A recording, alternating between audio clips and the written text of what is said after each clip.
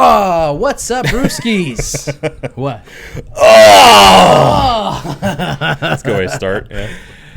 My name is Marco Dupa. With me, as always, the great and powerful Adam Obesius Rodriguez. What's up, brewskis? Tonight's brew is from the Schneider Weiss Brewing Company. It is the Adventinus. It's a Weizen Doppelbock. This is one of those historic bad boys that we have yet to do on the show, and we are going to do it. This year, I feel like we said before, it's a year for sours. It's a year for weirder stuff. And I think it's a year for doing, shit that we, probably should have done years ago that we haven't done. A pickup year, if you will. I know there's probably people who are like, you haven't done a lot of Chimay, and you haven't done a lot of we haven't done a lot of Trappist stuff. Sure. Let's just say a lot of Trappist stuff, a lot of Belgian stuff, and a lot of sour stuff has kind of been a blind spot for us. So I think that this year is as good a year as any. We shed light. Could be the last year on Earth. Could be. I feel like we could have said that for the past couple of years. Yeah.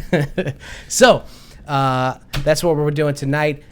Obi will have the cold read for you guys in a minute. But what's on tap we have for you and your listening pleasure. If you've gone into a Total Wine, if you've gone into a grocery store, if you've gone into, I don't know, where else you get? Anywhere you get liquors and food, potentially. You probably have noticed that we're kind of doing this thing over here in America and a lot of other places where we're like, you know what? We're not carrying Russian products. We're not gonna represent for Russia at all. We're doing this thing where we've decided that the least that we can do is not carry Russian products. Sure. Russian, air quote. Russian products. Right. So what does that actually mean? And also, what does it mean as far as like you and I, the normal person who just wants to have a vodka because your fucking life is hard? And what does it do? And what does it do? What do it do?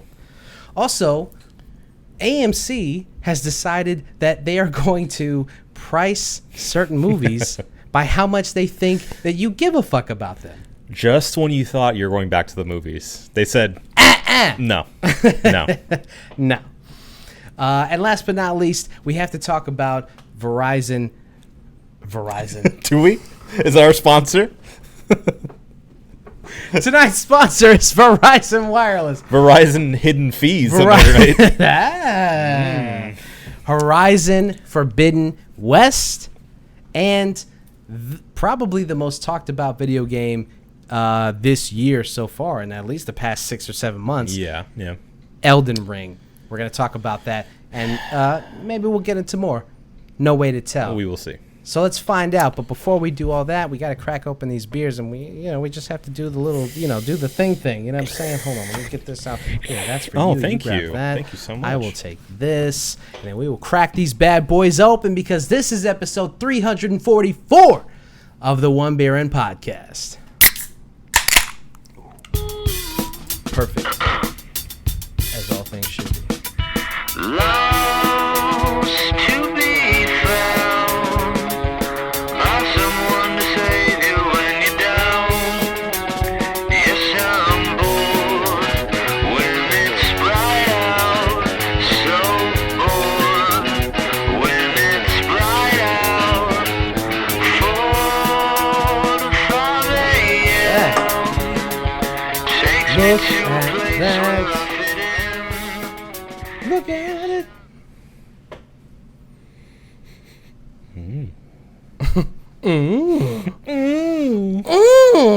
Indeed. Clinker up, sir. I am thirsty.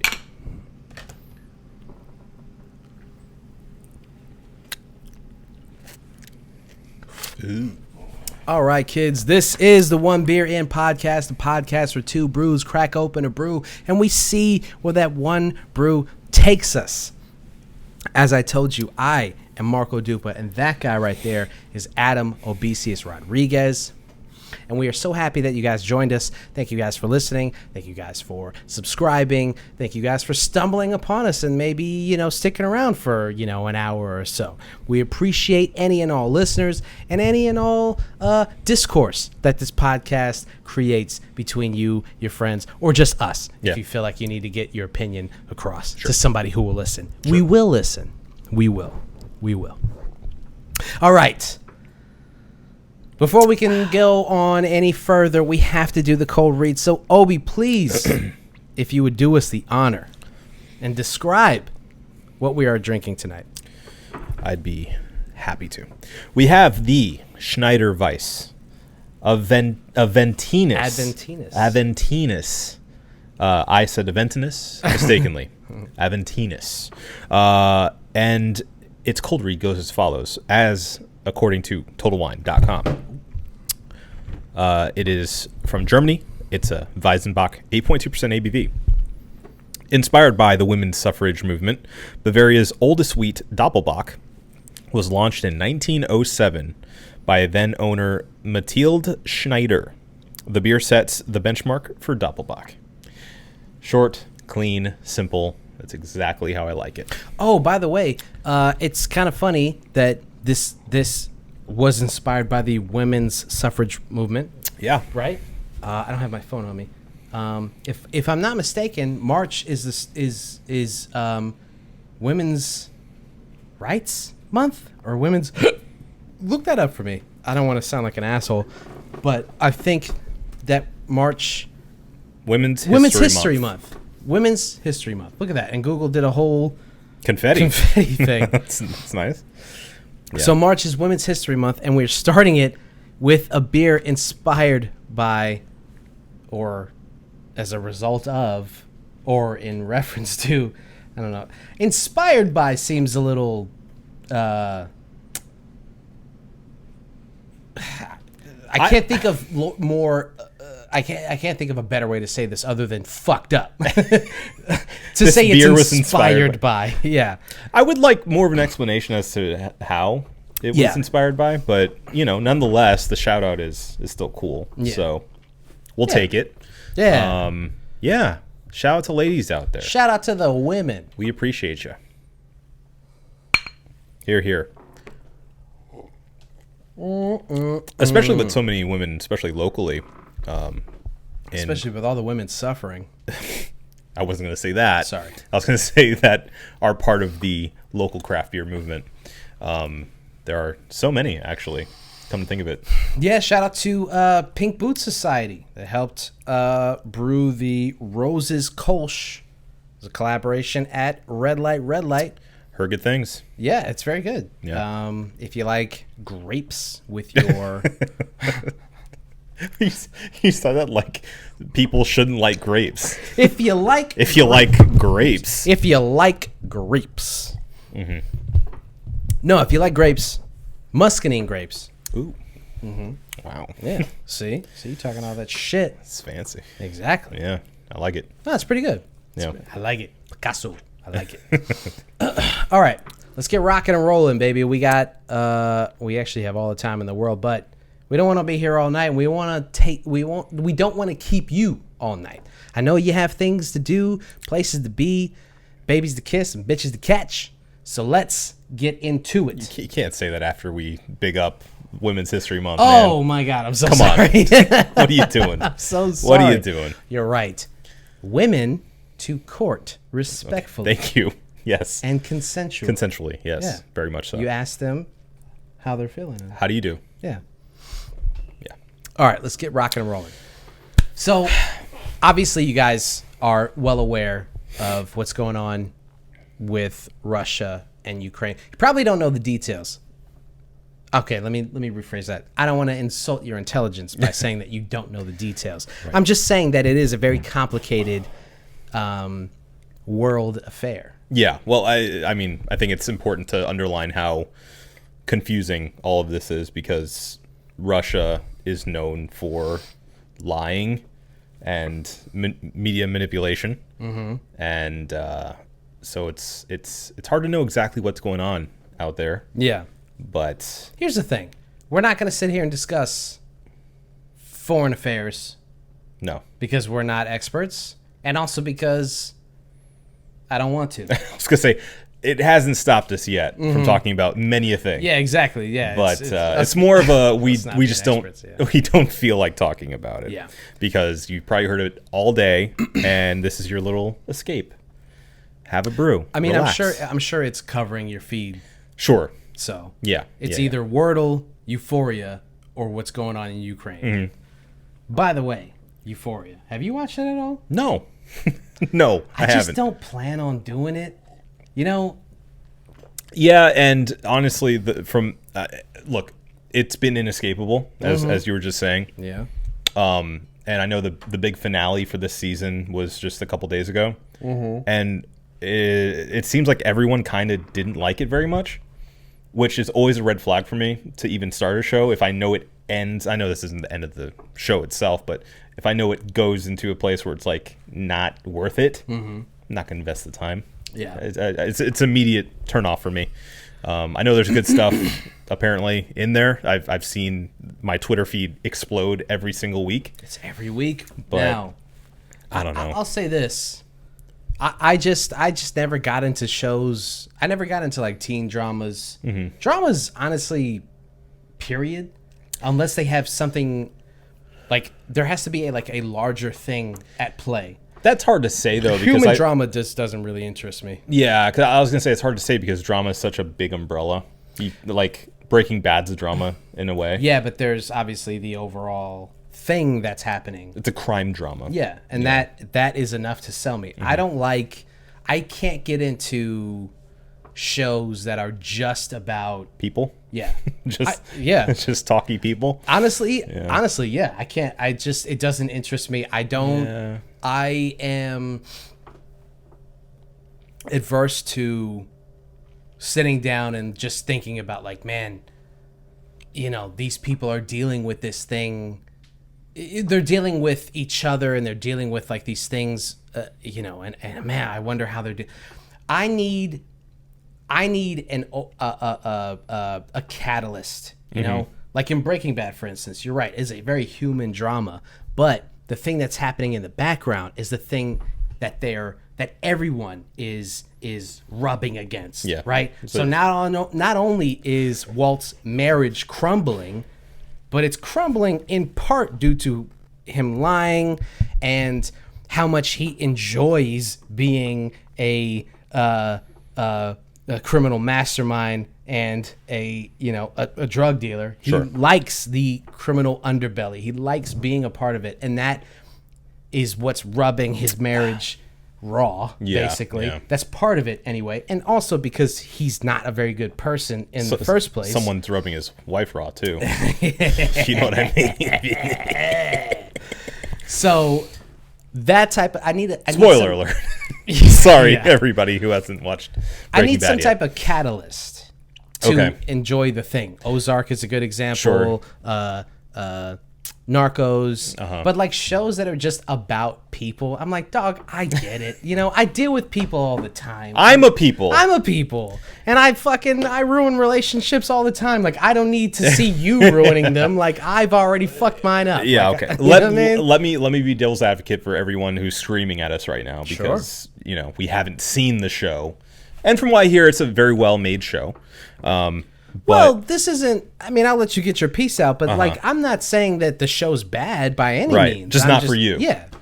I will say, I think the rebuttal to that would be, well, there is a lot more going on than you would think.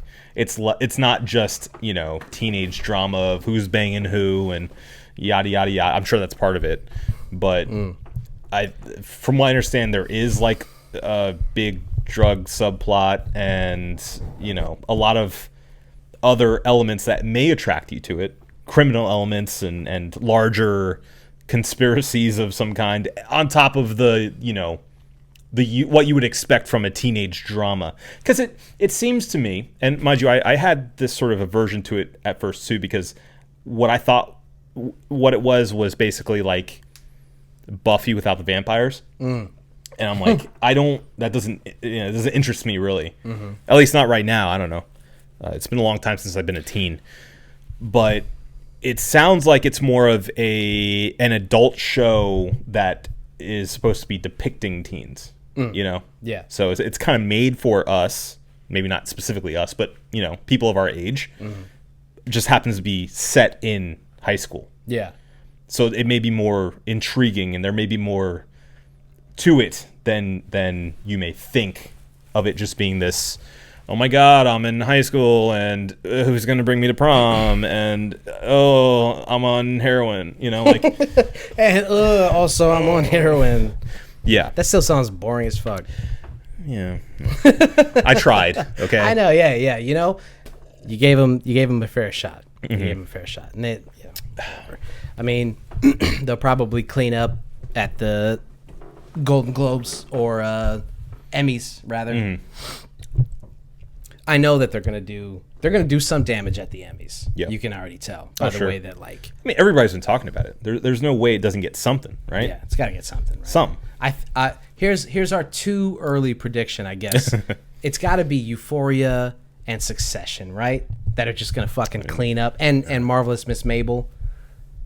I've been seeing a lot of. Well, from what I've heard, this latest season's kind of sputtered compared to the last two. So I don't know about that one, but maybe, because they love a period piece. Yeah, they love a period piece. So could be. I started watching Barry. Oh, Barry's great. Barry's amazing. I've only seen the first season, but it's incredible. I'm into the second season right now. It's awesome. Yeah. See, then that's what I'm talking about. Like, Barry could be about a guy who just wants to act, you know, like a guy who's depressed, who's on his last leg, doesn't really know what to do with his life, and he stumbles into this acting class, and he's like, oh, I finally found myself. Right. No. Bill Hader and company decided we're going to throw an extra little,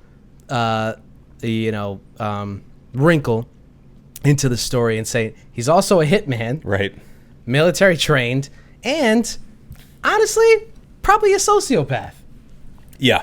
And I love it. Well, that's the most interesting thing about it, is that it's played so straight. You know, him and his I mean, I was gonna say past, but really like his job, and him, what he's trying to escape, is played very seriously. Yes. That's the only reason that it works. Right. They don't try to play it off as a joke. Like, yeah, it there's funny elements to the show, but it's never at sort of the expense of that element of the story. and that's interesting. Very interesting show. It's great. Bill Hader's been amazing since day one. I've never disliked Bill Hader in anything. Yeah. Honestly, Bill Hader is, I guess I couldn't say underrated, because I think he won an Emmy finally, or the show won an Emmy. I don't know. Look that up. Okay. I just want to make sure that I'm not wrong about that. I'm pretty sure he won an Emmy. But if he hadn't, Bill Hader, Emmy, did he win those? Did he win all of those? Or was he just nominated for those? I wish they would tell me. I know, that's really confusing. Bill Hader won the Best Actor in a Comedy. Yeah, so those are all wins? 2012 has to be SNL. Yeah. Well, it says here he won for Barry. He won Best Actor in a Comedy Series. Yeah. Yeah, so I thought he had won an Emmy for something. I knew it was Barry, but I couldn't remember if it, because I know he writes, directs, and stars in it. So yeah, I couldn't remember if it was a writing credit or a acting credit. But I will say he deserves an acting credit and a writing credit, because, you know, the show's incredible. Yeah, both are very good. Well, he's been awarded and nominated 20 times. Man, that's crazy. Cleans up with TV shows. So he's won 3. He won for Outstanding Lead Actor in a Comedy Series in 2019 for Barry. Nice. Let's see. Those are all nominations. Yeah, he won for Outstanding Lead Actor in a Comedy Series in 2018 for Barry. And there's got to be one more here. It has to be SNL. Yeah. Oh, no. Yeah. That's right. He wrote on that. That's right. He's marked as a producer for South Park. Yeah. In 2009. That makes sense. Outstanding Animated Program. Okay, so there you go. For the Margaritaville episode in particular. Two acting credits for Barry, because he's great in it. Yeah. A bunch of nominations for SNL and for Barry and for probably South Park. So anyway, I don't know how. That's the TV that we've been watching. So back to Russia and the Ukraine. Yes. That's everything we've been distracting ourselves with outside of the war currently happening in Ukraine. If you have your hands on a couple of rubles with a B, rubles. Rubles. I don't know. They're not worth much. They ain't worth shit. Yeah, right now, you might as well have your hands on like the worst crypto. Yeah. Because them shits ain't worth nothing. Because we and a bunch of other countries put the kibosh on that shit. We're not playing with you anymore. You can't use those here. Yeah. Are you in here?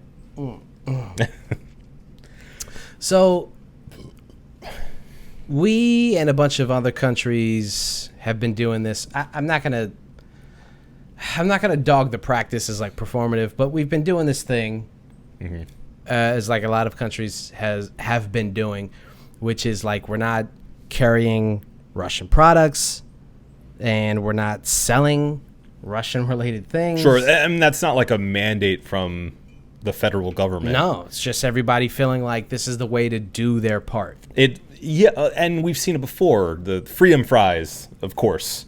Yeah. You know? Freedom fries. Right. It's stupid. It's a stupid thing to do. But, most recently, I think the first one I heard about was Russian standard vodka. That a lot of independent and, even bigger than that, like national chains of liquor stores and grocery stores have decided to stop selling Russian standard vodka.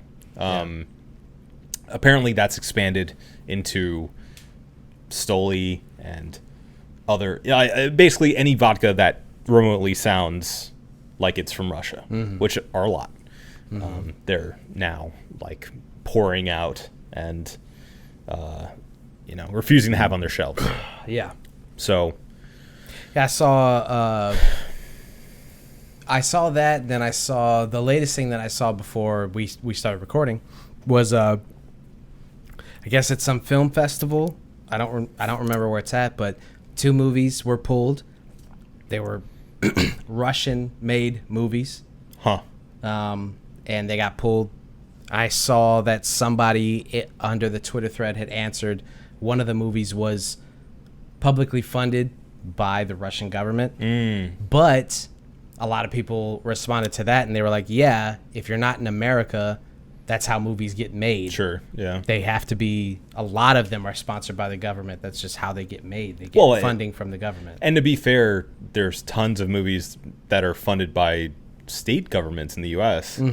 Well, yeah, no. Here's the thing, and this is, I guess we should say this off top. If you're feeling like, yeah, for sure, just do away with anything Russian or Russian government related, it's like you have to understand the hypocrisy that comes with doing that, right? Sure. You have to understand, like, if you were to say, let's no longer show any movie that has to do with the Russian government because they are an antagonist in this effort, this war effort or military effort. Yeah. If you're in Saudi Arabia or any other Middle Eastern country or any, like, again, we're not going to sit here and go through we're not going to sit here and like discuss foreign affairs and like foreign policy, but to feel like this is an okay thing to do, and then to not understand the hypocrisy that comes with like not understanding that we have been the aggressor in a lot of these situations. It's just, our movies are like a ton of them. Like every Marvel movie, it's propaganda. Propaganda, baby. Yeah, yeah. The Department of Justice is like, yeah, now put that in the script. Here. Yeah. We'll give you some fighter jets. There you go. Yeah. I like that. Yeah. Picasso. I like that. I mean, not to mention gaming, Yeah. They just said America's Army, a game that was like created to get people to join the military, was only recently taken down after decades online. Yeah, after people were like, this is propaganda. Well, no, it's not even because of that. It was because it just got too old. They just they just turned off the servers finally. I love that. Yeah. That's even better. That Well, they love I it. mean, essentially, they use it in recruiting offices and stuff. I'm sure they've used gaming and developers to make VR platforms to use for training and gaming simulators and things like that for training purposes. Well, there's those videos of like army guys, who would either play online or would be on what's the chat roulette shit like that, recruiting on there. Oh, sure, yeah. Yeah, they only brought down their, I think it was on their Twitch channel. They only stopped their Twitch not long ago, and they haven't even fully taken it down. The army, I mean. Yeah. They've only suspended it so far because they were just getting spammed with people like talking shit and talking about like war crimes and stuff. Yeah. But yeah. So, And if you're like adminning that page, it's just kind of, after a while you're just like, we gotta go. We gotta go. We're not recruiting This anybody. is not working. It's just not doing it. Yeah. Because like who do you think is like in the midst of all these people like dogging your page, one guy's gonna be like, I kind of want a charger. I don't know. Well, look, here's the thing. I don't think that it's even necessary. If you get a Call of Duty that comes out and portrays the U.S. military in the way that every Call of Duty does, that's recruiting right there. Mm-hmm. That's enough right there. Yeah. That's enough for me as a, let's say, I don't know, I'm playing Call of Duty at 13, and I'm like, I'm really interested in how awesome this all looks. Yeah. That's enough. That's enough. You don't need to go out of your way to like chat with people on Twitch and talk about the benefits. Yeah. You know, like I'm sure that speaks to some people, but I just don't think it's necessary, especially that the other shoe's fallen now and people are like really suspicious and trolling it. Mm-hmm. They don't need it. The Army doesn't need it. Armed Forces doesn't need that channel to recruit people. Yeah. So I don't know, for what it's worth. Anyway, yes, I agree. We say everything in full knowledge that the U.S. has done some stuff. Mm-hmm. And that's the thing. I get so annoyed online when I'm looking at the comment section, which I just flashlight myself with. I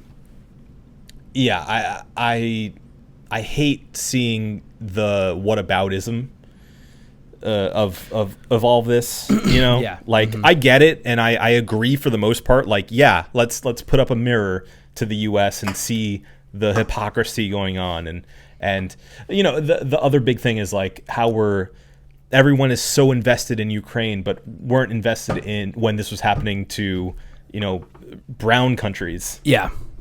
And when this was happening, all over the world, but now we're paying attention because, and mind you, there's a lot of really bad reporting going on that are like people freaking out, essentially saying, "Oh, we're not used to seeing this with white people," Oh yeah. And it's like it's absolutely ridiculous. Mm-hmm. So that should be called out. But at the same time, if we're talking about Ukraine, we're talking about Ukraine. Yeah, and also we're not talking about we're not going to get into all that. We're not here for that. No. It's not what this show's about. We're not here for that. No.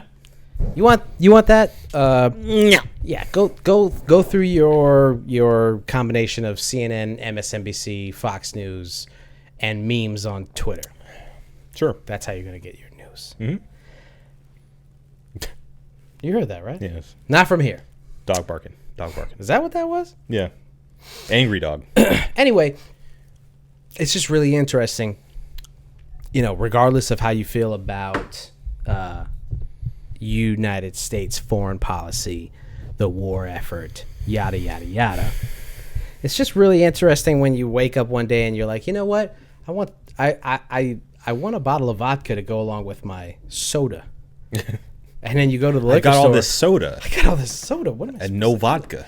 I gotta do a vodka soda, or and then you just decide one day that you're gonna go to your ABC or your local liquor store. You walk in there and the guy behind the counter is like, "Hey, yeah, sorry, due to the war effort, we are not selling Russian quote unquote products. The war effort. Yeah. Well, I mean, it's just Like it's going to somebody. exactly. Yeah. But that's the whole thing, right? You look at these things that these countries are doing, us included, and you're like, well, what are we doing? What is the point Yeah. of this? Why are we doing this? Who is this? Like, the fact that the ruble is worth less than what?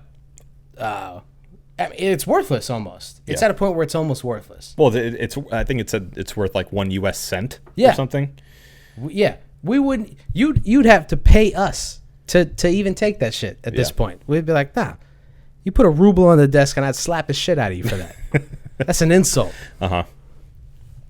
And then there was that report that came out that Apple and Google Play stopped letting people Supporting. use their Yeah. So then all these people were like filling up banks because they were like, oh, I need to get cash out of the bank.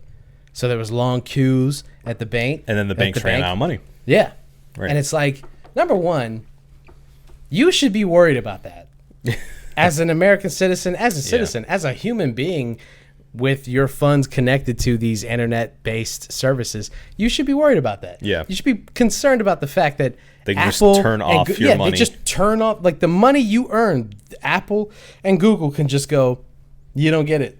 You don't have access to it. Yeah. You should be concerned about that. So Yeah, regardless probably. of how you feel about Ukraine and Russia and the devil and Saudi Arabia, I mean, and it carrots and It kind of goes deeper than that, though, because obviously, like, you put your money in the bank and it's really up to the bank to give it back to you, right? yeah. So At the end of the day, like, Suddenly- if the bank decided one day that they were like, yeah, you can't have it, then, like, we got no more money. I'm sorry. even if you were owed that money, like, the amount of legal loopholes that you would have to jump through to get to it, Yeah, no, it's gone, man.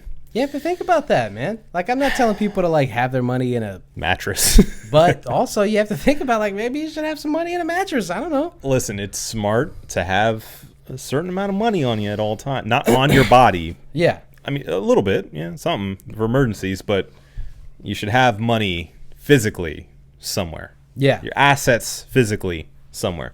I have my money up my ass. There you go. It's my Your asset- money's my in your assets. Yeah.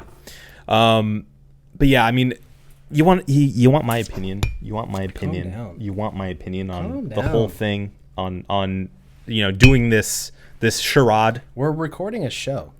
Okay, so thank I you very want your much. opinion. It is the definition of performative. Charade. It is exactly what performative action is. Mm-hmm. You know, like to me, it's like It's like a charade. it's like a charade.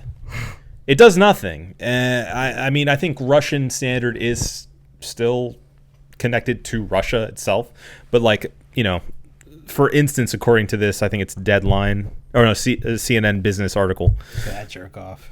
Yeah, pouring out his liquor. You already spent the money, Broham. It don't mean nothing No, to pour out the liquor that's been sitting in your cabinet. no, you cannot order more. That would help potentially. When people are like burn Beatles records and shit, it's like so you already stupid. gave them the money. Or Don't- or books. or books. You see that with a bunch of conservatives burning like books they don't agree with, or that. or that they can't read because they're dumb. I'm kidding. I'm joking. It's a joke. I'm joking. Hashtag not all conservatives. Hey, liberals are soft and we're snowflakes and, Take a joke. It's okay. Whatever. It's okay. Laugh about it. Yeah. According to the CNN business article, some bar owners are dumping out Stoli vodka. And to quote, problem is it's only Russian by name, which is loosely translated capital city due to its origins in Moscow. The vodka is actually made in Latvia, and the company's headquarters is in Luxembourg, a member of NATO, which has spoken against the Russian invasion. So it's like, how much more performative can you get? Yeah. Or not making Moscow mules. Yeah. That one really bothers me. Let's make them freedom mules. Stop. I understand if you feel it out of touch or distasteful to order Russian vodka or a drink that has Moscow in it, but simply don't and move on. We don't have to have this faux movement of anti-Russian sentiment. I saw somebody tweet about like, oh, we should kick out all of the Russian students that are in the U.S. right now, and like, what? Oh, Hey, shut up. What'd she find?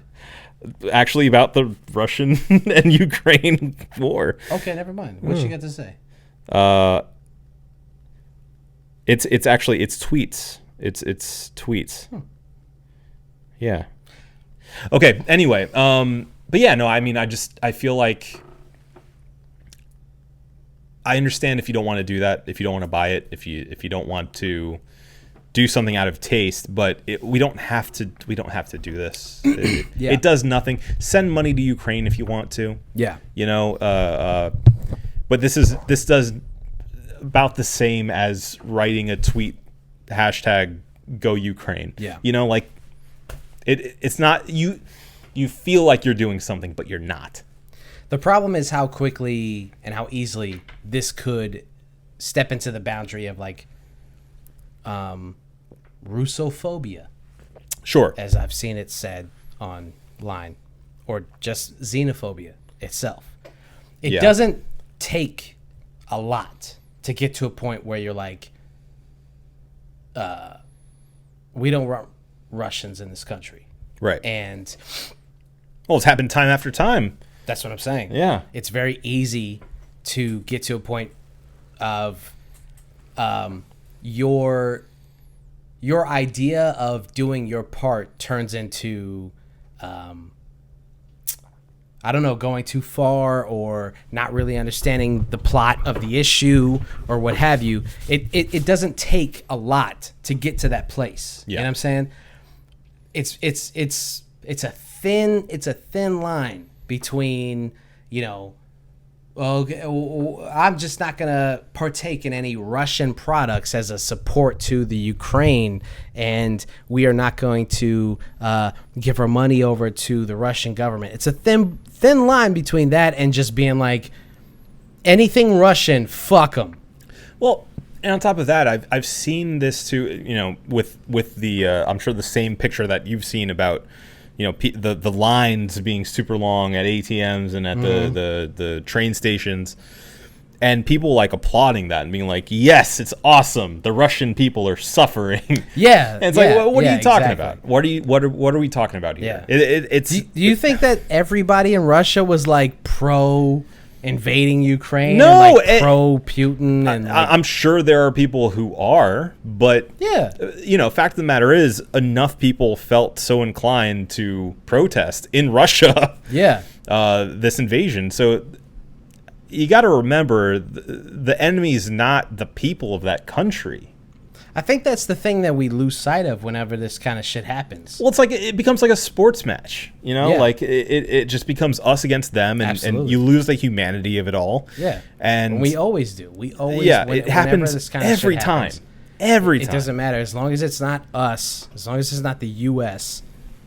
We lose sight of the fact that like it's real people over there who are just living normal lives, and just want to continue living normal lives, and their government. Like, can you imagine if every Middle Eastern country looked at us the way that we are starting to look at the Russian government? Like, we're just normal people. There's a lot of us who have been against any kind of military activity in any country as it stands. And if you were from one of those countries where we decided like we needed to like throw our dicks around, can you imagine? Well, especially, over a lie about weapons of mass destruction. Right. Yeah, there's definitely that. And it's like, and okay, even just more recently, like we're trying to get out of those countries, but like we've been in Afghanistan for what, 13, 14 years or whatever. It's just like, I'm not going to sit here and try to explain foreign policy or even try to understand it. I'm not like, this isn't really about that. That's the thing. It's not really about the military or foreign policy or anything like that. What it's about is perception. And what it's about sentiment. is, and like how you feel and how you empathize with these countries. There's billions of people that we're talking about. The country, like the United States is what, 350 million people. Over in Europe, I mean, it's billions of people that you're talking about. It's not just like a monolith of an idea of we need to take back the Ukraine because we deserve that. You know what I mean? Like you have to understand that you can't just blanket statement the entire country and just be like, fuck Russia and everybody who's from there. It's like that's a crazy thing to believe. That's a crazy thing to say. This is not even like, you know, obviously you've listened to this show enough, and if you dislike us, then part of that is because of our policies and our policies? Our policies. We write policy? Our policies and how we feel about the government. You understand how we feel about certain things, and if you dislike that, then you know that this isn't a pro-Russia podcast. No, of course not. No. Yeah. So you have to understand that the point of this is like have some empathy for your fellow man, not just because they're on the same soil as you, because they're just a human being trying to live their lives and not have to worry about, like, you know, if you're in Russia, you have to think about, like, what about the retaliation from the Ukraine or from us or from any other country that's allied with them? It becomes a much bigger issue the further out we get from this. So, you know, unfortunately, this may be only the start. We'll see how things go. But if you don't think that renaming the Moscow Mule or pulling Russian vodka, which isn't actually Russian vodka, off of your shelves, if you don't think that type of shit is ridiculous and virtue signaling and just dumb, I don't know what to tell you. Yeah. Like you're a little too far gone at this point if you don't think that kind of stuff, that kind of behavior is ridiculous. It's stupid. It just doesn't make any sense. Who do you think you're hurting? Do you think Vladimir Putin is like, oh no, not our vodka sales. They're not gonna make Moscow mules anymore? I think the bigger issue here is maybe how much oil is bought from Russia. Yeah, and I think if you had any kind of control over that, then a lot of people would make a choice. Yeah, if we had Russian gas stations, and American gas stations, you could just avoid those gas stations. Yeah. I'm sure that kind of stuff would make a difference. But seeing as you don't have a choice, maybe you should shut up. Sorry. Back off. Sorry. Back off. It's okay. Sorry. I apologize. We're not at war yet. No. Yeah, you're right. Okay. You're right. I'm sorry. But the thing is, you don't have a choice. So. Yeah. Stop pretending like you do. No. Okay? You can enjoy your Moscow Mule because it's just vodka. Yeah. Okay? And you know what? It's just vodka in a copper glass. It's a cocktail made in America. Yeah. If you have it here. And I wonder if, do you think like Vladimir Putin or any Vladimir had any hand in that? Vlad the Impaler. Vlad the Impaler? Yeah. Do you think it, and if you think that they did, and we're at a point where, like, if you make one, do you think that, like, every 10 cents of a Moscow Mule goes to the Russian government? Maybe you should rethink some things. Yeah. Right? Yeah. Any hooser. So, listen, we can't control the price of the ruble or any other pricing for that matter. And we can't control the price of movie sales, apparently, or ticket sales, movie ticket sales. We can't control that, apparently. We're just victims of things that are being perpetrated upon us as the American people. Mm-hmm. And victims of capitalism. Victims. And in no place is that more apparent than at the movie theater, in which they fuck around with pricings for the food, and now apparently they're fucking around with the pricing of the ticket sales. Movies, yeah. The one last bastion that they had. The thing that they were trying to make cheaper for people because they wanted more of us to come back. Now they're like, you know what? We talked about it and we were like, fuck you guys. More. So you have it pulled up. I do. You want to... Excuse me. Nice. That's a good start. Oh, yeah. I felt that one building. Okay, so according to Deadline, AMC is charging more for Batman tickets. this is a movement that they're trying to get started in America called variable pricing. Variable pricing. So essentially, for larger pull movies such as Batman, they will tick on another $1.50 or so, just because they know they can. Yeah. Because people are really excited. I'm sure this will apply for all the Marvel movies coming out. Any major blockbuster, essentially. Variable pricing. Variable pricing. Pricing. And something interesting, actually, within this article, they actually quote the CEO. I won't read the full quotes because they kind of go on and on. But another interesting thing they brought up is that this has been done in the UK and overseas overall for a while now. And also, they brought up the idea of, well, you buy tickets for a different price if you're going to a concert, if you're going to any other live event, essentially, for better seating. Mm-hmm. So I see that as another opportunity for them to make a lot of money. Yeah. Which is like, if you're getting center seating and not all the way in the back, not all the way in the front, they're going to jack up those prices too. All this is doing for me personally is just making me not want to go to the theater. Correct. Like they've already now that COVID's going away, we're gonna bring the prices right back up, and that's crazy. Yeah, that's I am flabbergasted. They got a rebound, man. They lost so much money. They are in the red. The thing is, if they advertised it in that way, that might actually have some pull. If they were like, listen, now that people are going back to the theaters, we kind of have to recoup a little bit. For a limited time. We're going to charge a little bit more for these prices. Yes, but also I feel like they need to add a little sugar to that, Yeah. Make it something special. Like, give out a free pin. Yeah. Or like a single viewing of that movie you're going to go see when it comes on streaming, Yeah. Like a free rental or something. Yeah, I'm not defending it by any means. I'm just saying that, like, if the thought process is we lost so much money in this past year and a half, 2 years, we have to recoup somehow. The least that they could do is be honest with the consumer and be like, this is why we're doing this. Because right now, this feels like just a money grab. This feels like we know that we're going to make $100 million off of this movie. So instead of making $100 million, why don't we make $150 million by charging you extra for the movie itself and not giving you any kind of explanation as to why? Yeah. It just feels like it's slimy. Yeah, it feels gross and slimy. I will say, on the other side of this crap coin, I would love to hear the other side of the crap coin. If we're implying that some movies get a upsell, what if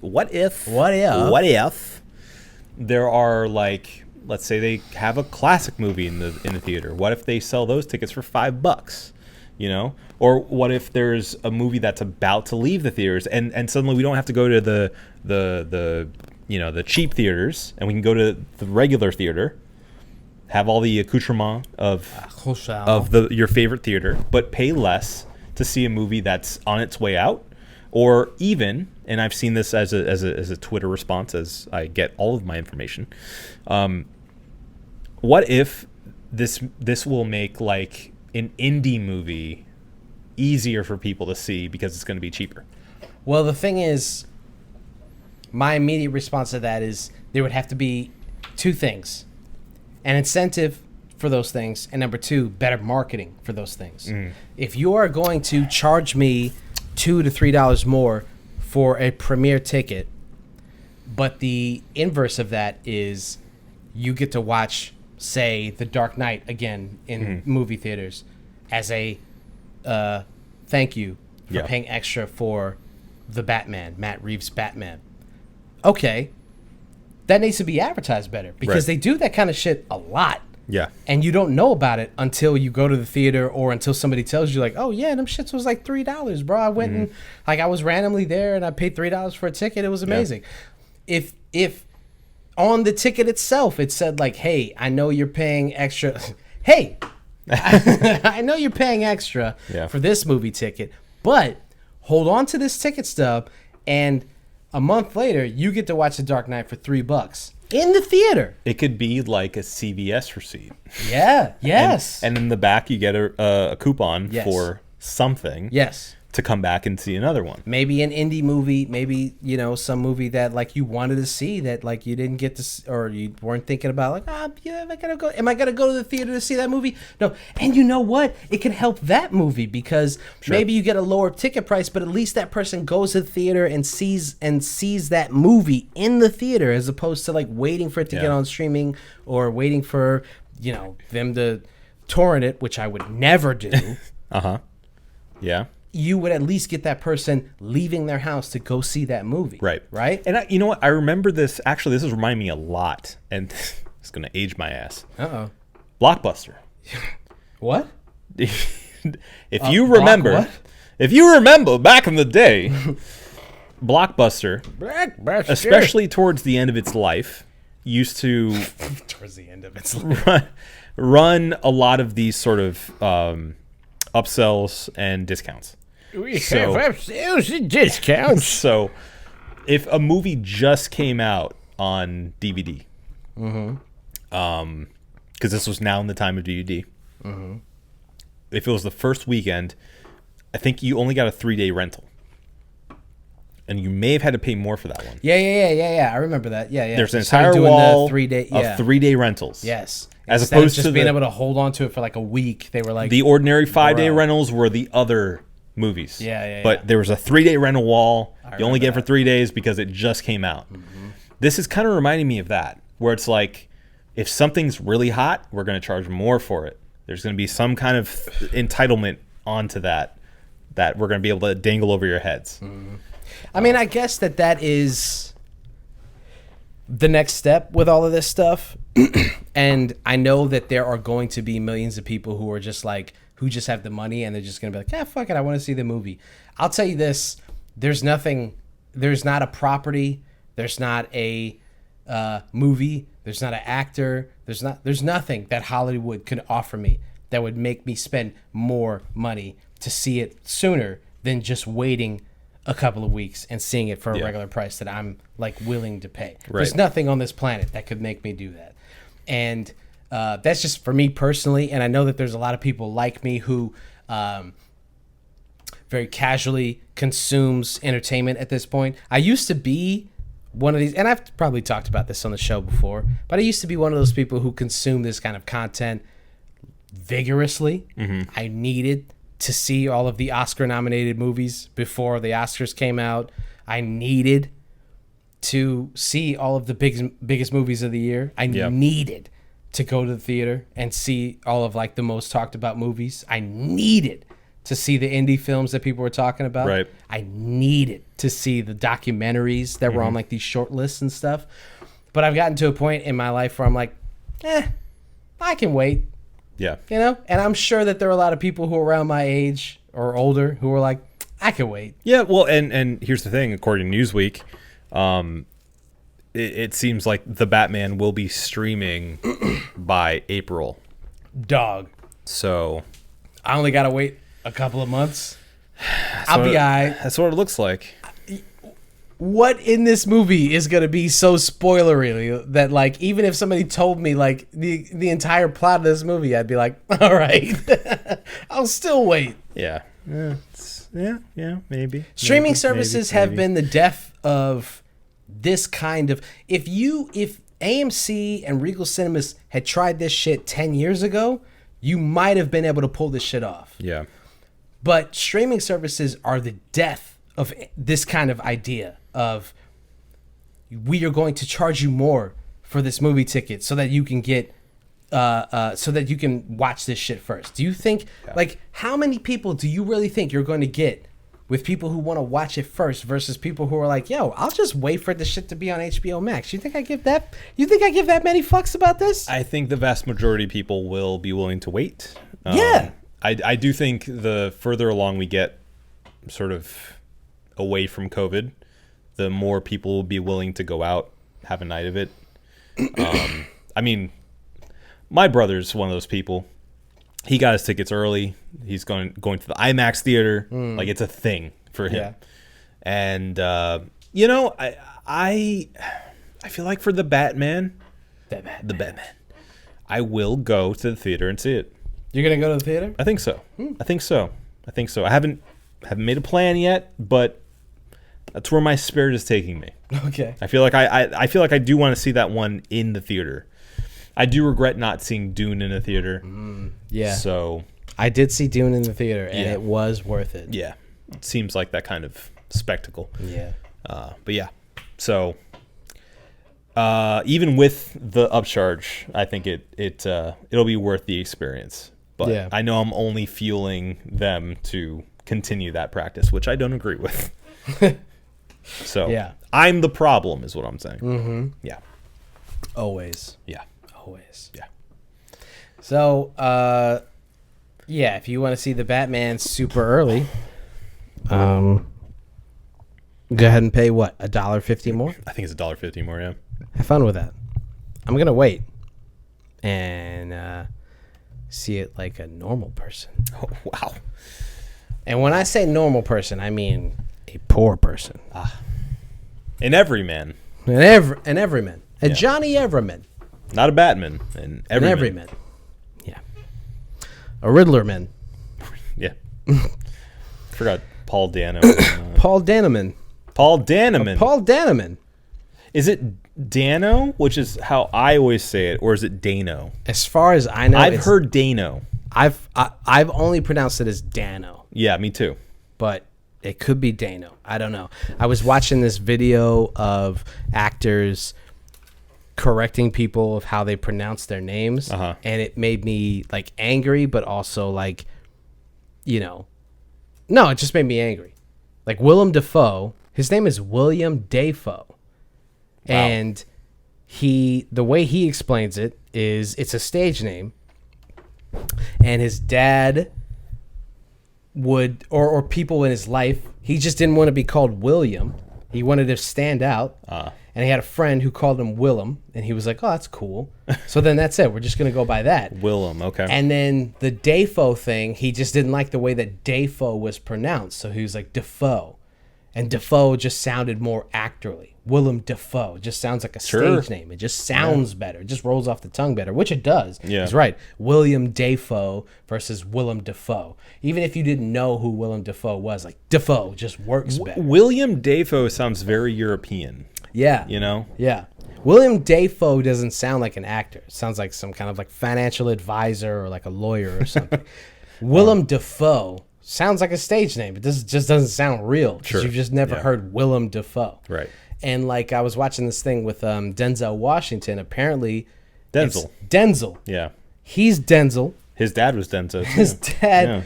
But his name is actually Denzel, but his mom pronounced it Denzel, so that he could be differentiated from his father, who was Denzel. So he's Denzel Right. Washington. Which, when I was a kid, he was always Denzel Washington. I never even thought about Denzel. Yeah. It's an extra effort to put the Zell into it. Yeah, Denzel's is quicker. Denzel Washington. Same thing with like Terrell Owens. He's actually Terrell? Terrell Owens. Yeah. And that was another one where I was like, I always pronounced it Terrell, but I didn't think about it being no. I take that back. I called him Terrell when I was a kid because that made more sense to me. It was Terrell Owens. Yeah. And then I found out it was Terrell Owens, and I was like, wait, what? What? That's like you just took 3 letters out of the name. Yeah. It just doesn't make any sense. Emphasis. It's very strange. Terrell Owens, Terrell. Yeah. Denzel Washington, Willem Dafoe, Marco Dupa, That's why. Adam Rodriguez. Oh, you missed the Obesius. Adam Obesius Rodriguez. Thank you. It's the full Thank name. you. That's the full thing. Yeah. You have to put a Luis in there somewhere too. Adam Luis. Obesius. Yeah, how many Rodriguez. times has somebody called you like Louis or Louis? Well, Adam Luis. It's Luis. It's Luis. It is Luis. But technically, in American, it's Louis because there's no acento on the I on my birth certificate. So technically, it's Adam Luis Rodriguez. It's however you. American born, baby. It's however you say it is. Yeah, I mean, It's Luis. It is Luis. I've grown into Luis though. As a kid, I just said Louis. Yeah. Because I'm Americanized. Yeah. I always get bothered by that. All of my black and brown friends who do things to make white people more comfortable. Yeah. Yeah, I mean, Louis. You know, it is a. I don't let people get away with calling me anything but Marco. You know, they try to call me Marcos, Marcus. Mm-hmm. You know, sometimes when I say it, they think I say Walker, and I'm like, I'm not walking away from this cash register until you put Marco on that fucking coffee cup. Okay. Yeah. It's Marco. Yeah. This conversation isn't over until you get it right. Uh-huh. I don't care how much time this takes. I'll sit there and it's Marco. Walker. Marco. Yeah, Walker. Marcos. Yeah, Walker. Marco. Walker, Texas Ranger. Yeah, that's what I'm hearing. I got it. Yeah. Yeah. No, it's absolutely a flinch from our parents. Usually the first entry into the U.S. Yep. who have been subjected to a lot of terrible things, and that's why we have to live with that sort of flinch, as I like to call it, of having to say Adam Luis Rodriguez. Yeah. I mean, my dad's name is Angad. Mm-hmm. He goes by Tony. Right. I mean, his middle name is Anthony, and he was like, I'm sure. I don't know the specifics of this, but I'm sure he, at one point, was just like, Tony's just easier. I'm not going to keep telling people to call me Angad. Mm-hmm. For people, they're like, for American people, Sure. they're like, wait, what? Yeah.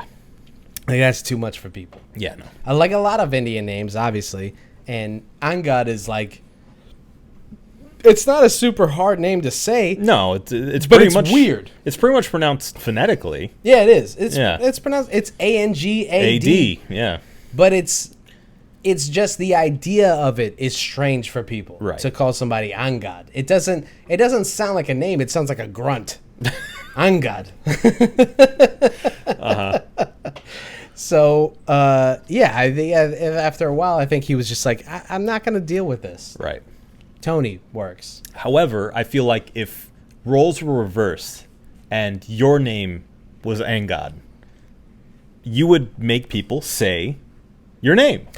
It's funny that you say that because I was almost Angad the Third. My dad is Junior, and his name is Angad. His father's name is Angad. Yeah. I was almost Angad the Third, and my dad, ironically, put the kibosh on that. My mom wanted to name me Angad the Third. Right. And my dad was like, we're not going to saddle him with an Indian name. Let's pick a different, like an easier name. Well, you could have given your middle name Tony, too. Yeah, so and I could have been Tony. Tony the Second. And yes, you're right. If my name was Angad, I think about it sometimes. If my name was Angad, I would go by Angad, and I would tell people, you're going to pronounce it right. I'm not going to let you get away with mispronouncing it. Yeah. But that's also a time and place thing. You know? Yes, I have the privilege to say shit like that. Right, like it's easy for me to just be like, you're gonna say it correctly. Yeah. You know, it's definitely a level of privilege to be in America, to be a mixed race person, to live in the country that we live in the society that we live in, to be like, you're gonna say my name right. You know? Yeah, of course. Yeah. I recognize that. Yeah. I recognize that there is a level of privilege there. Of course. So yeah. But be that as it may, you gonna say my name right, and you gonna say my dad's name right, and you gonna say my mom's name right. You know? Don't even say their names at all. Yeah, you know what? Don't even keep their names out of your keep mouth. My parents' name out your mouth. How about that, motherfucker? If you don't say it right, don't say it at all. God damn it. All right. At least Dupa's easy to say. Dupa's super easy, and people still fuck that up. Duppa? They say duppa or they will say dupa. For some reason, they put this emphasis on the En français. Honest to God, I've had more than one person on the phone. They'll say, "Is it dupa?" And I was like, "It's dupa." What's the emphasis on that? I'm not paying that bill. You know what? You said dupa. I don't know who that is. That's not me. Yeah, they put this AH on it, and I'm like, I don't get what you're doing there. Yeah, you would think that phonetically.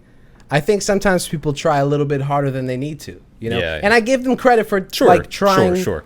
You can't make fun of them for doing that and then get mad if people don't try. No, absolutely not. I would never make fun of somebody for trying. It's the people who don't try or the people that, say wild shit or like mispronounce a name on purpose or what have you. Sure. Or don't even try. Those are the people that deserve to be made fun of. If you're trying... more power to you. I have all the respect in the world for you for trying. 100%. But yeah, it's not dupa. Yeah. It's just dupa. It's phonetic. Dupa. Yeah. It's very easy. Dupa. All of our names are easy. They're all phonetically spelled. Even Lottie's name is Niladi. Niladi. Yeah. Marco, Adrian, Dominic, Dupa. Uh-huh. It's all phonetic. Yeah. It's pretty easy. It's very easy. Pretty easy. Yeah. And people sometimes they'll sidestep and work their way around and they'll mispronounce Lottie's name somehow and they'll call Dominique. Yeah, they'll say these. I just don't know how they sometimes. And again, I don't think anybody's doing it on purpose. I mean, Dominique is a completely different spelling, though. Exactly, it is. There's a Q, U, and E. Exactly, but for some reason, people, I've seen them do it. They'll look at his name. They'll see how it's spelled, and it's spelled phonetically. Yeah. Dominic. Dominic. Yeah. And they call him Dominique. I don't know, because I guess Dominique is more common. Like Dominic, in American culture, you have Dominique Wilkins, the basketball player, and you have how many famous Dominics do you know? Toretto. Dominic Toretto. Yeah, I guess there's that. Other than that, how many That's it. Do you see? That's it. Yeah. Adrian, people don't fuck up Adrian's name. No. You got Adrian Brody. Yeah, it's just, you got. But Lottie's name and my name and Dominic's name, sometimes they'll fuck up Dom's name. I don't know. It's weird.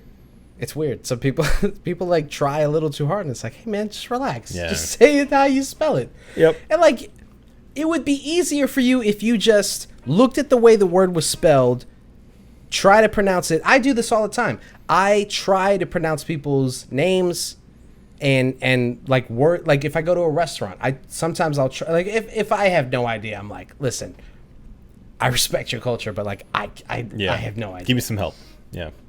For the most part, though, I will try to either pronounce a name or pronounce a thing, and then have them correct me. And then, because that educates you, that lets you know, how to pronounce a thing. And I had that experience actually pretty recently. We went to an Italian restaurant in Orlando for my grandma's birthday. Mm-hmm. And I ordered a chicken dish. And I said with the full confidence, let me get the pollo. That pollo. And please. And the waiter says, oh, okay, sure. I will get you the polo. And I went, in Italian, it's polo, isn't it? In Italian, it's polo, isn't it? It is? It's polo. I had no idea. P-O-L-L-O. In Spanish, it's pollo, obviously, like pollo tropical. Uh-huh. But in Italian, it's polo. Polo. And, something told me that was the case, but I didn't listen to my gut, and I went pollo. Well, you did listen to your gut. That's why you ordered it. Yeah, and it was great. It was great, mind you. I forget the name of the actual dish, but it was phenomenal. Mm-hmm. Shout out to Stefano's in Tuscaloosa. Tasty stuff. But yeah, I was humbled. And I felt I couldn't stop thinking about it the rest of the day. How, I consider myself a rather worldly man, Mm-hmm. And here I am ordering chicken at an Italian restaurant and saying it's pollo. Pollo. Like an idiot. Hey, man. He said it. He said it though, and that's exactly the correction I like most. Yeah. Which is, I'm not going to say, actually, it is whatever. I will just say it back to you the correct way, and go, yes, okay, I will give you the X. Yeah. You know? Yeah. Great. Perfect. That's what you need. We talked about this actually at my job, because sometimes people will mispronounce the names of the beer. And they're not doing it out of a place of like aggression. Yeah. It's just they see it phonetically spelled, and like sometimes like German names or French names are not phonetically. No. There's a lot of weird shit going on with their lettering and how you're supposed to pronounce these things. Like Aventinus. Exactly. So what we've taken to doing is, when somebody says something incorrectly, doing that technique, which is like, they'll say that, can I get the halo? And I'm like, well, oh, cool. I'll grab the hollow for you. And I try to be subtle about it. I'm not like, I don't look them in the eyes and be like, oh, you mean the hollow? You fucking moron. You idiot. I'll just be like, oh, okay, I'm gonna grab the hollow for you. And then they go, oh, okay, yeah, hollow. I'm like, yeah, I got you, brother. Yeah. And I grab it for them, and then I put it down on the bar, and I'm like, here's one hollow. I remind them again, and it's not from a place of hatred or annoyance or anything or superiority. Nothing. There's nothing, dude. The last feeling that I have when it comes to beer, especially, is any kind of superiority complex. Yeah. Because I know where I came from, and I know the little bit of knowledge that I still have. Like even now, I feel like there's shit that I know. Yeah. But there's way more shit that I don't know. Of course. So to look at a person who mispronounces something or doesn't know what a thing is, and to look down on them is it's incredible. It's stupid. And it's anti-knowledge. If you're ever in a place where you know more than somebody else, never make them feel bad about not knowing, especially if they're asking. You know, it's the worst thing you can do. Yes, it's really the worst thing you can possibly. It's the biggest scumbag move. Exactly. I mean, I mean, you just I couldn't have said it better than that. If you're in a place where you know something, absolutely never make fun of somebody who doesn't know as much as you. You know, come from a place of like helping them understand something. Sure. You know, yeah. All right. We have one more before we get out of here. Let's rock with this. Nice. So, in video game news, we have two big video games that are out right now. The first of which you do own. I do own. Which is Variety. Come on, man. God damn it.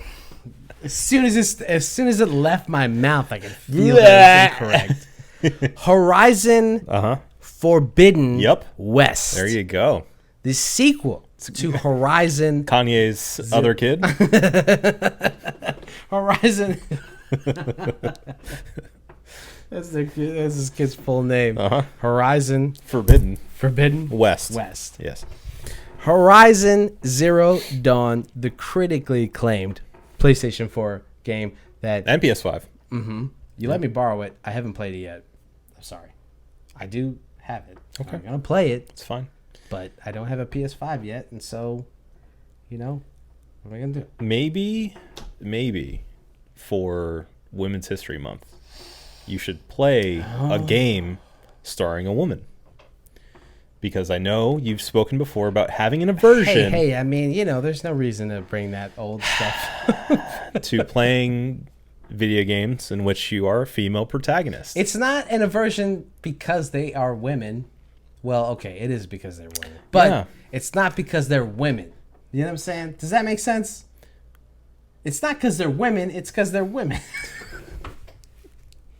It's not because they're women. Listen, I've talked about this. Dig yourself out. If you need help, let me know, because I remember the conversation. Listen, and I get where you're coming from. All it is, I'm not even going to like take up too much time because we want to like, you know, rock this and keep rolling. But like, listen, all it is ever since I was a kid, I lived vicariously through the video game characters that I played, especially in games where the protagonist was more of a moral compass and not a character, not like a narratively driven game where it was like more of like you make these decisions and you are the character. And I always live vicariously through those characters. And when they're women, it's harder to live vicariously through those characters. That's all it is. I have no problem with Lara Croft, or the protagonist of Horizon, or any Aloy. other. What's her name? Aloy. I have no problem with Aloy. Yeah.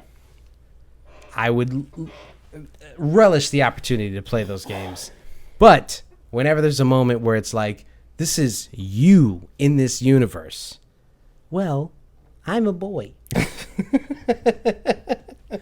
And as I said in the conversation in which we had of this original topic, I think it'll do you some good to put yourself in the shoes of a female protagonist.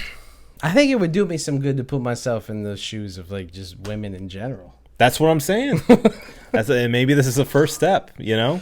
Yeah. To role play in a way as a strong female lead. Strong black female. Don't need no man. Aloy's very white. Yeah, she is. Yeah. Yeah, she is. Yeah. All right. Well, you've been able to play it a little bit. I have. So let's hear your preliminary review. Okay. Yes, Horizon Forbidden West. Yeah. I think it's Horizon Zero Dawn Forbidden West, technically. Okay, let's go. Very long name. It's too much. Yes, too much. So I'm about somewhere in the ballpark of about 10 hours in. I have reached the Forbidden West, the titular Forbidden West. It takes a while to get there. But yeah, I mean, so far it is more Horizon Zero Dawn, and that's good enough. Yeah. Frankly, as a person who loved the first game, everything that could be improved upon basically is improved. The thing that people have been really kind of been a sticking point for a lot of people who weren't happy with. Okay, so quick background history on Horizon Zero Dawn. All right. The original. It came out right before Nintendo dropped Breath of the Wild. Zelda Breath of the Wild, right? So immediately those two are compared to each other because both have protagonists with bow and arrow, open world environments, etc., etc. Lots of exploration. So Breath of the Wild became this, legendary thing of a complete reinvention of open world exploration. Whereas Horizon Zero Dawn is essentially more of what we had in that time, but its own thing. Essentially that's what's happening now, where like people are looking at Horizon Forbidden West, and because it's not what Breath of the Wild did, where you can climb everything and it's just this kind of free-for-all of whatever you want to do, just go and do it, people are knocking it down a peg for that, which I don't think is necessarily fair, because they're very different games and they set out to do very different things. Sure, they're both open world games. Sure, the climbing mechanics and stuff feel a little outdated because it is just a continuation essentially of what they did, however many years ago for the original game. But that being said, it didn't bother me that much, and it hasn't yet. The core mechanics of it are still as fun as they've ever been, and they're just getting fleshed out more with more elemental attacks, and there's even stronger melee involved. The first game's melee is absolute trash. But this one seems to have added more of like a combo system to it, and just adding depth to everything that's there, that was already there, which is great. And I haven't seen the full depths of to where this game, the storyline's going to go, but I'm excited because I hear that it goes places. That being said, I think the dialogue of it all kind of sucks. It's not that the dialogue itself is bad. It's just the way that it's set up is kind of boring. It essentially is like you go up to somebody to get your mission, right? Like you would in any RPG.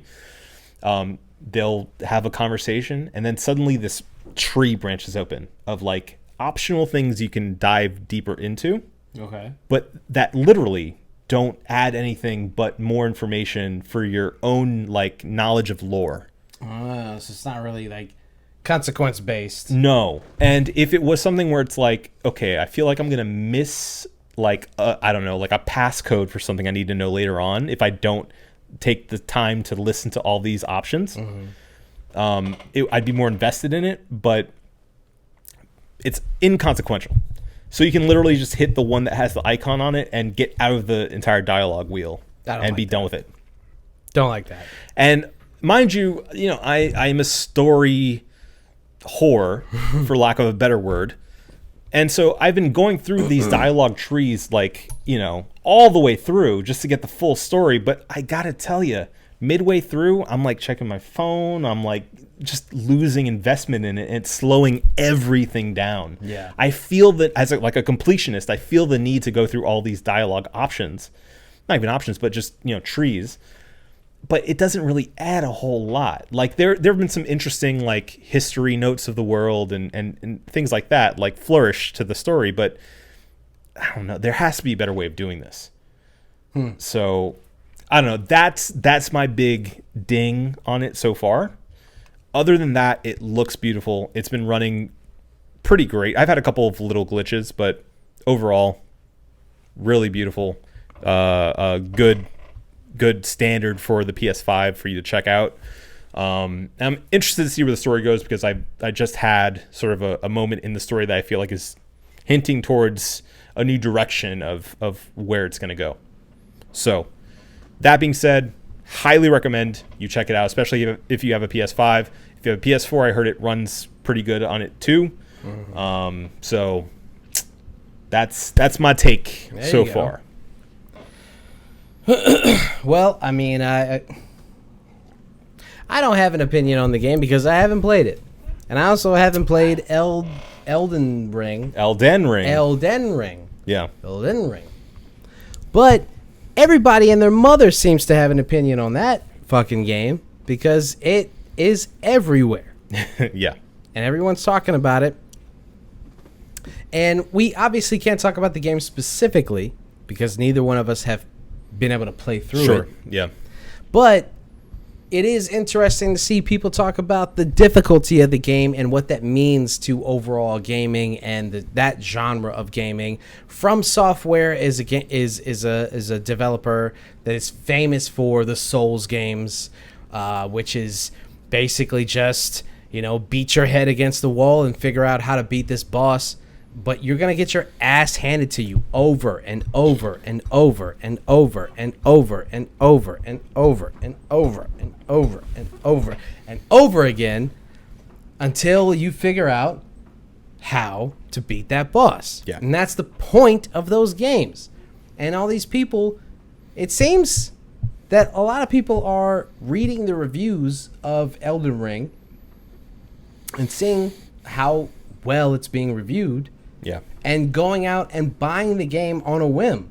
Yeah. Without knowing the kind of game that it is. And I will say, for the record, I am one of those people.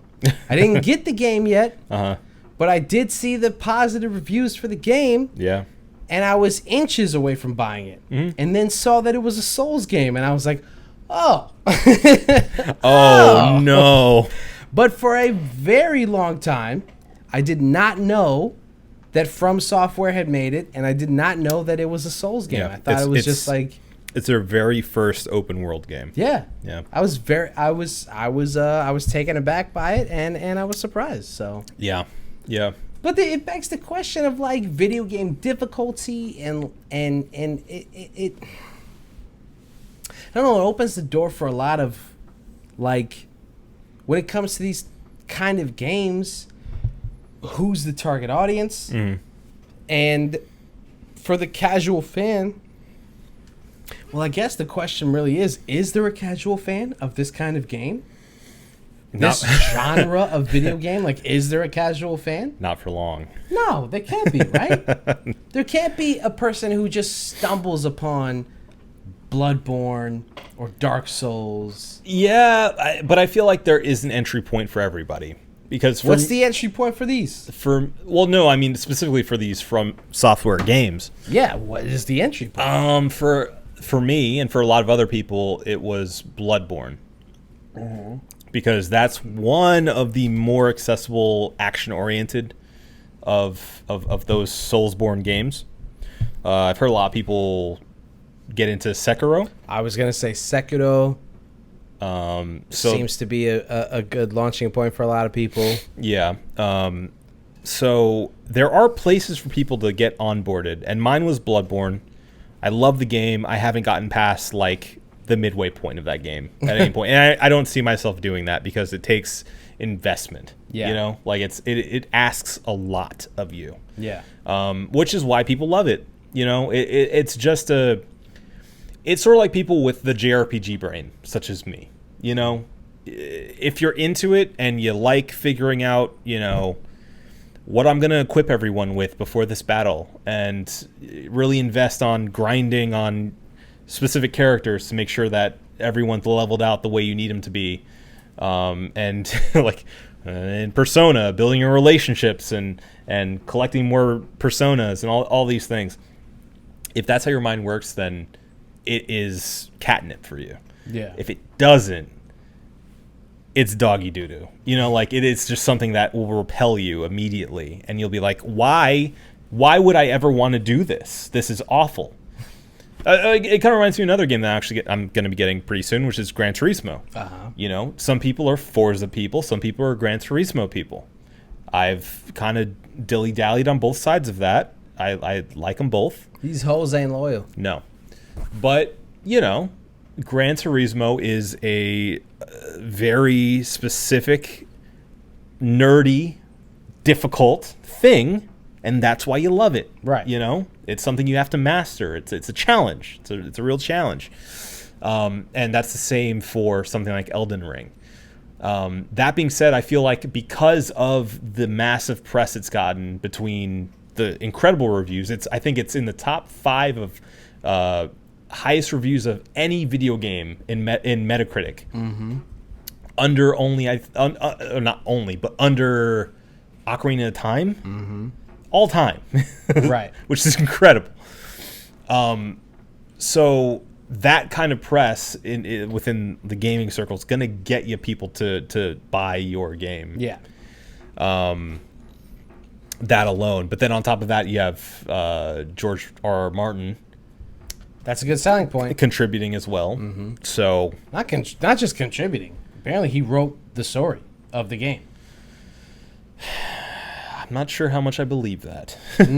because of how long he is known to take to write his stories. Well, I mean, maybe he was working on these fucking video games and not worrying about the shit that he was supposed to be worrying about. I believe he contributed. I don't know to what extent, but I'll take that. Regardless, those are all selling points that I think give it a larger audience, and I hope more people give it a try to see if it's their flavor. But at the same time, I wouldn't be surprised if a lot of people reject it. I was interested in playing the game because he had wrote it. Yeah. And because of all the good press it was getting. And Yeah. then again, like I said, I saw that it was basically a Souls game, and I was like, oh, well, not really for me. Well, you barely got through the Star Wars Souls game. I finished it. I know you did. Yeah. But it was hard. It was tough. Yeah. You told me. Yeah. Dude, yeah. So if there's not Star Wars drapery, exactly. I don't know how long you'll hold on to it. Exactly. It's tough. It's tough. Games like that don't make sense to me because even in a real fight, you can do you can spam certain things. You can fight in a certain way that's like, I don't like the way that this person fights, but they won, and that's all that matters. Yeah. And in Souls games in particular, it's like, no. You don't get to just spam a certain thing. Like, you have to understand this boss. You have to understand how this works. You have to time it perfectly, but you don't figure that out until you die A like lot. 20, 30 times. Yeah. That just doesn't gel for me.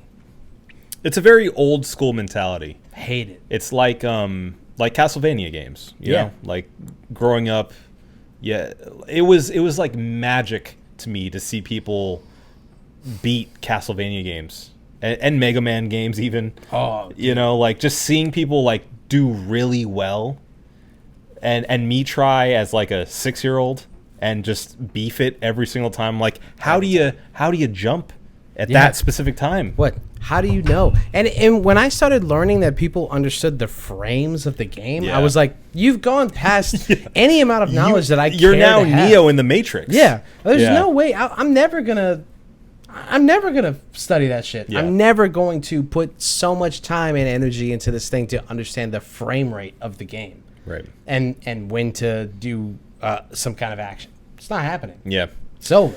It's over for me. Yeah. It's over. It's over. The thing that I think is important in Souls games is just like in old school games, knowing what your enemy attacks look like. Yeah. Once you know those attack patterns, you can, cheese them out any way you want to. But see, that's the other thing about that type of shit that I don't like. I like the idea of a character, a boss, for instance, going, these are just going to be like random attacks, and it's up to you to kind of figure it out. And maybe the difficulty is smaller because that's hard to do, is to predict an enemy that its AI is built on trying to be unpredictable. But the problem is like once you understand the okay, I'm saying this, and I realize as I'm saying it that I'm talking a lot of shit. Okay. What I was gonna say is, once you learn the pattern of a boss, it makes the game a lot easier because you know how to play the game and you know the boss and you know how to understand how to attack the boss and whatnot. But I understand as soon as the thought hit my head, I understand that just because you understand the patterns of the boss doesn't make the game. It makes the game a little like only slightly easier, Sure. but it's still the game is still. You still gotta do it. Right. Yeah. And I understand that, and so I'm not gonna commit to that idea. Right. Because I understand that that's an ignorant statement. Flawed logic. Yes. Yeah. But I will say that it's still fun to be able to just be like, all right, you know what? I'm not going to play this game the way that the developers decided that I should play this game. I'm going to play it the way that I want to play this game. And if I still win, then kudos to me. And if I don't, then that's my fault. Yeah. I still like that. Action RPGs are like that. Yeah. Where you can just go, maybe I'm just going to run around this arena until I find my opening. And in real life, it would be ridiculous for me to run around in circles until you opened yourself up for me to attack you. But in this video game, it makes perfect sense. And there is some of that in Soulsborne games where you do get to choose sort of your character, right? Yeah. So a lot of people tend to say like the magic heavy classes tend to be a bit of a cheat code. Because you have ranged attacks, so you're able to keep your distance, see what the enemy's doing, and go in for the final strikes and stuff like that. Don't like that either, by the way. So you can kind of play how you want, but it's within constraints. Yeah. And I will say a lot of people like the fact that you have to learn those attack patterns because that's what kind of makes the game fair. Yeah, I mean, like people like the Souls games, man. They like the idea of how these games are built. That's why these games continue to be successful no matter how they reskin them and tell you that it's a different game. They're like, it's still a Souls game. Yeah. It's all about the mechanics, really. And again, like the drapery. Like Sekiro is this ninja game, whereas the rest of them are kind of European-inspired fantasy games. Yeah. But that being said, as far as the main controversy about should there be like an easy mode on this game, I leave it to the developer. It's not my place to say. I do think that the more accessible your game is, the better. So if it's an option, then it doesn't affect anyone else's gameplay experience. It can still be the same game, just with a sort of an easy option. So I wouldn't be mad if From Software decided to start adding an easy mode for people who so want to experience the game but aren't really into it in the same level. But what is experiencing the game that is not playing these difficult bosses?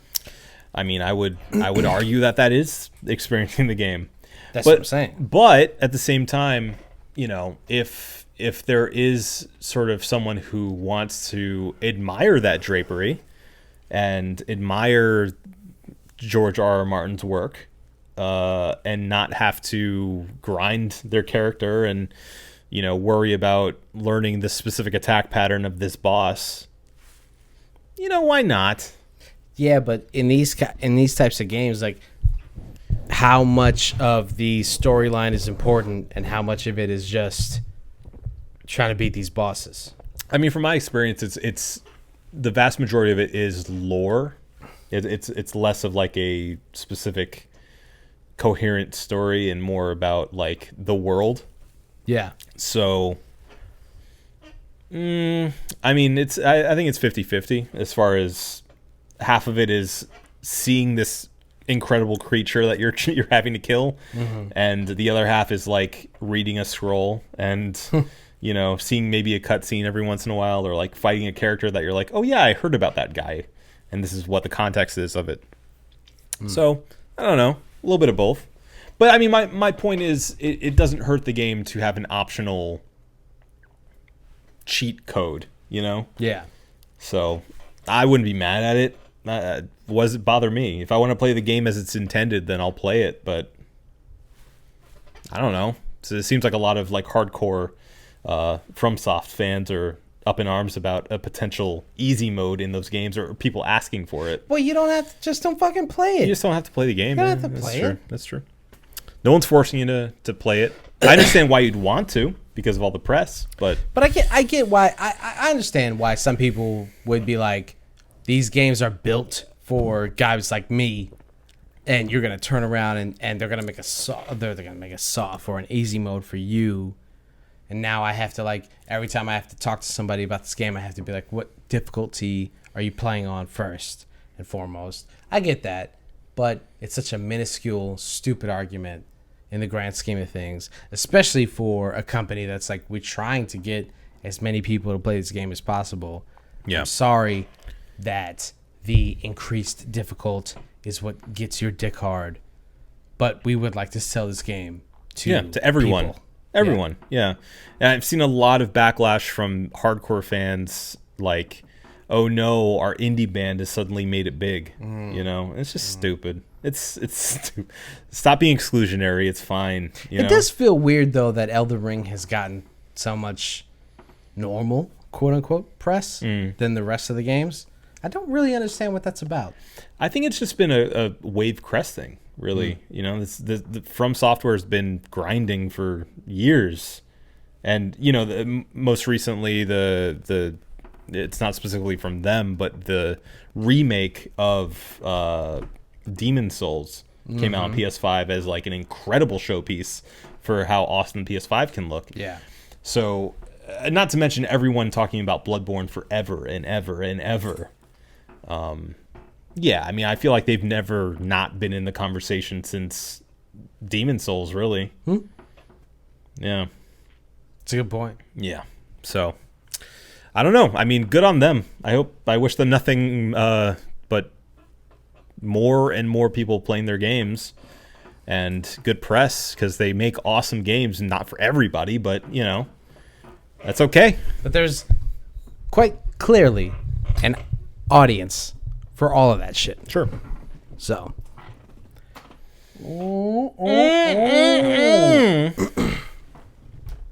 All right. Let's get this cheers out of the way, and then let's get the fuck out of here. Okay. All right, LB. What do you got? What is your cheers of the week, my friend? My cheers of the week is to my IS-300. I don't know what that is. My IS-300 is my car. Oh. That is now no longer with us. Going to car heaven. Going to car heaven. Carvana, they call it. Carvana. Yes, unfortunately, my 2004 Lexus IS 300. She's got the rod knock, as they call it, which means she's not long for this world. And I'm currently in the market for a new car, but while I look for a new baby to drive, I can't help but give my praise for the blue bomber that could. My Lexus IS 300 manual transmission. First car I learned stick on. She's been faithful, and I think she deserves all the praise in the world. I'm going to miss her. So, cheers to my IS 300. Cheers.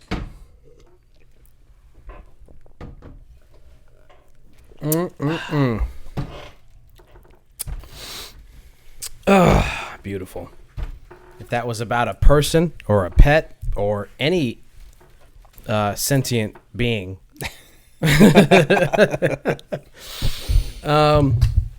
All right, my cheers of the week goes to Alchemist, the Alchemist. One of the greatest producers of all time. Yeah.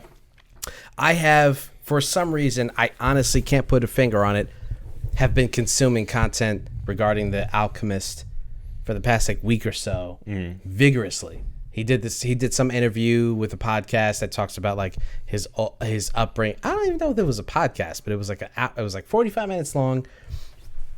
And he kind of went through his entire career. Like he started with, Cypress Hill and evidence from Dilated Peoples and all this shit, like kind of showing where he came from. He started off as a rapper, and then like DJ Muggs and like all these people were like, you should transition to, just making beats, and he started doing that, and then Muggs like was a Cypress Hill too, right? Yeah. So yeah, he toured with Cypress Hill and shit, I can't remember what the other group was. One of these other white rappers, like fucking Everlast or like Third Base or some bullshit like that. But anyway, it was fun watching that, and then for some reason, like, I just been listening to a lot of like Alchemist produced stuff, his latest records, Alchemist new album with him, Continuance, which is really great.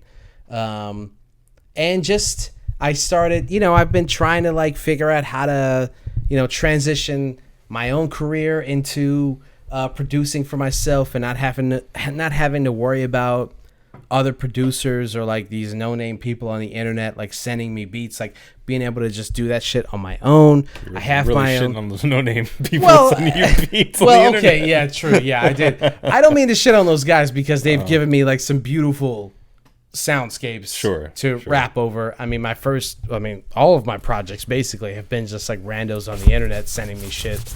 So, not to shit on those guys.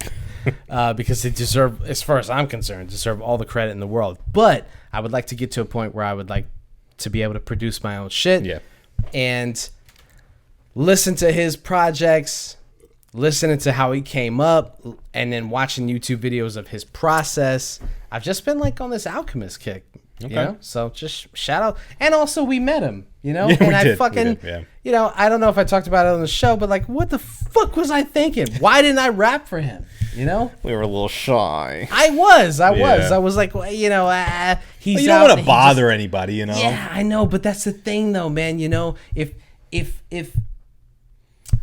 you have to, there has to be a point where you have to go, even if I'm bothering him, I have to do this just so he knows that I exist. You can't be timid with promotion. Yeah. Yeah. And I am. And I think that that's one of my fatal flaws. And I think that's part of the reason why, I haven't been as exposed as I think I could have been or should be, which is that like I am like not just shy about, showing people my stuff, but like humble to a fault where it's like, I don't want to bother you with this. Yeah. Because I know you get bothered with this on a daily basis. I Yeah. know somebody's like in your face rapping for you all the time.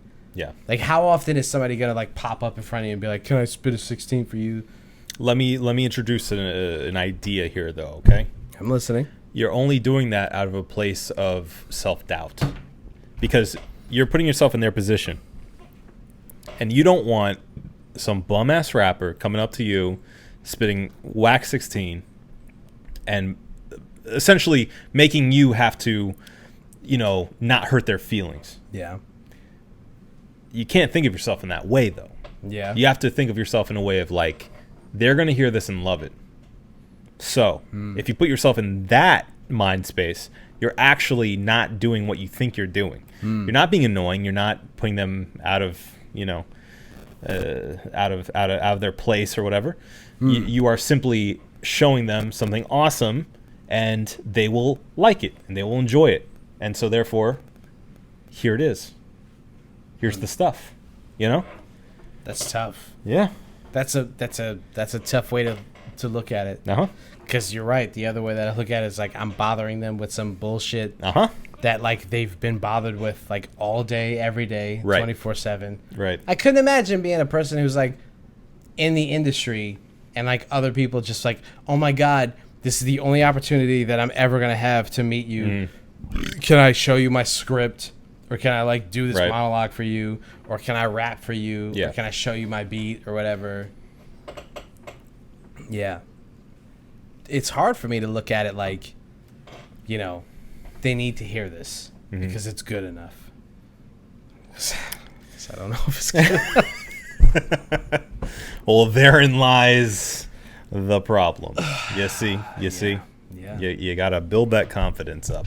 Yeah. And next time you see the alchemist walking in a fairground, you'll be able to go right up to him and go, "Excuse me, mister. I got something for you." Mr. Chemist. Mr. Chemist. Yes. You need to hear this. This is going to change your life. You can call me Al. You can call me. All right. Anything else before we get out of here? No, I think that's it. All right. Well, before we get out of here, we have to review these beers. So, Obi, please tell me and the people what you thought of the Schneiderweiss Aventinus Weizen Doppelbock. Incredible stuff. Incredible stuff from Schneiderweiss. This one is it's very flavorful. She's thick, but Thick. not like, it's not too much. Which, at a 8.2%, that's higher up there. But it's not really aggressive in any way. You get a lot of flavor though, very malty, but again, not overly sweet, which hit me in all the right places. I'm gonna give it a 5. All right. I really, really like it. Fantastic. I think I'm going to give it a 5.5. Nice. I think I'm going to go there. I'm going to go there with it. It's a fantastic beer. The Schneiderweiss Doppelbock. Schneiderweiss makes great Hefeweizens, makes great German. This is a German import, but where do they make this? Let's see. Canned Schneiderweiss, imported Massachusetts. Milton by Global Beer Network. So it's brewed and canned in Germany, Kelheim. It's a German import distributed by Massachusetts. So it is a German beer. But what I'm saying is, when you get a brewing company like this, historic, older brewing companies, you have Very to old. respect. You have to respect what they do and what they've been doing. And sometimes shit that has just worked for hundreds of years, you just respect that shit. Yeah. And it, listen, this podcast isn't perfect, and it's not like we've done every beer. I know we've done over 300 and something beers. We've had so many We've done beers. a lot, but we still have a lot of beers to go. We do. And sometimes that's classic beers that people are going, how have you not done this beer? Yeah. 340 something episodes, you still haven't done this beer. And it's like, yeah, because we've been doing other shit. There are a lot of other beers. Yeah. Many, exactly. Let us know if you have a beer that's a classic, an all-time classic, a 6 out of 6 bottle cap. 6 out of 6. Let us know in the comments. We will find it. Listen, and Obi says this. We want to hear 6 out of 6s. We don't want to hear some shit that you're casual about. Right. I want to hear some 6 out of 6s because we've only given the rare 6 out of 6 for a handful of beers. Yeah. So I want to hear some shit that is gonna blow our socks off. We won a 6 out of 6 this year. I would love to give something a 6 out of 6. Did we have one last year? I don't remember. Yeah, we did. Okay. We did. We'll have to go back through it. I'm 90% sure we did a 6 out of 6 last year. Okay. So I want to hear that. As it stands, this is the closest that we've gotten. It's only February. Technically, it's March. It's March. Yeah. Yeah, it's March. It's March. So it's only the 3rd month of the year. But this is the highest that I've given something so far. 5.5. And you gave it a 5. Mm-hmm. So let's see where we go from here. Yeah. Can we get out of here? Let's do it. Well, if Obi says that the show is Ober. I don't even know how you could mispronounce that. What else was I going to say? I don't know. Uber? Marco. Mark Bober? Mm-hmm. If Obi says that the show is over, then it is over. My name is Marco Dupa, and that guy right there is Adam Obesius Rodriguez, and this has been the One Beer In podcast. For myself, Marco Dupa, for Adam Obesius Rodriguez. Yeah, we don't want you to forget that. We want you to follow our pages, Marco Dupa, at Obesius, Obesius, Obesius. Yep. You'll find me everywhere. Thank you guys for listening. Drink delicious beer and have a beautiful evening. We love you.